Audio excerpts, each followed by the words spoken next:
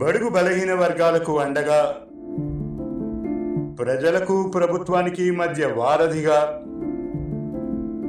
మూలాల వరకు ఛేదించి నిజాన్ని నిర్భయంగా ప్రజల ముందుకు తీసుకువచ్చేందుకు, సమాజ స్థాపనకై, హక్కులు రాజ్యాంగ పరిరక్షణ కోసం మీ ముందుకు వస్తుంది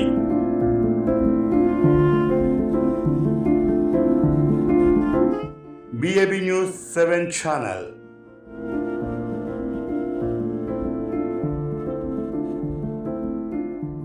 నమస్కారం. BAB News 7 కి స్వాగతం. రాష్ట్ర వ్యాప్తంగా పెట్రోల్ డీజిల్ ధరల పెంపుతో సామాన్య ప్రజలు తీవ్ర ఇబ్బందులు ఎదుర్కొంటున్న నేపథ్యంలో చీపురుపల్లి జంక్షన్లో నిర్వహించిన నిరసన కార్యక్రమంలో ముఖ్య అతిథిగా హాజరైన మాజీ మంత్రి, ప్రస్తుత శాసన మండలి విపక్ష నేత బొత్స సత్యనారాయణ ప్రజల తరపున ప్రభుత్వానికి గట్టి హెచ్చరిక చేశారు. వైఎస్ఆర్ కాంగ్రెస్ పార్టీ నాయకులు కార్యకర్తలతో కలిసి నిర్వహించిన నిరసన కార్యక్రమంలో పెరుగుతున్న ఇంధన ధరలు రైతులు, కార్మికులు, మధ్యతరగతి కుటుంబాలపై తీవ్ర భారం మోపుతున్నాయని ఆవేదన వ్యక్తం చేశారు. ఈ సందర్భంగా ఆయన మీడియాతో మాట్లాడారు.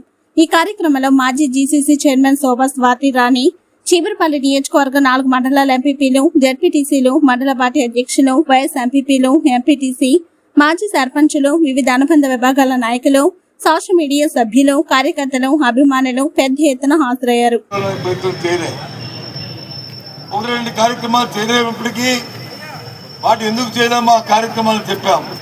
కానీ ఒకటి పక్కన పెట్టి చేయనివన్నీ చేసినట్టుగా అబద్ధ కల్పనలు కల్పించి మాయ చేసి మోసం చేస్తున్న ఈ ప్రభుత్వం ఇవాళ ప్రజలు ఆలోచించాలని చెప్తున్నారు. దురదృష్టం. ప్రజాస్వామ్యంలో ఓటేస్తే దాని తాలూకా 5 సంవత్సరాలు అనుభవించాలి.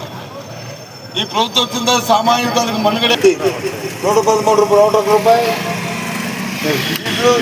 ద్వారా కూరగాయలే కాదు, ఒక నిత్యావసరాలే కాదు,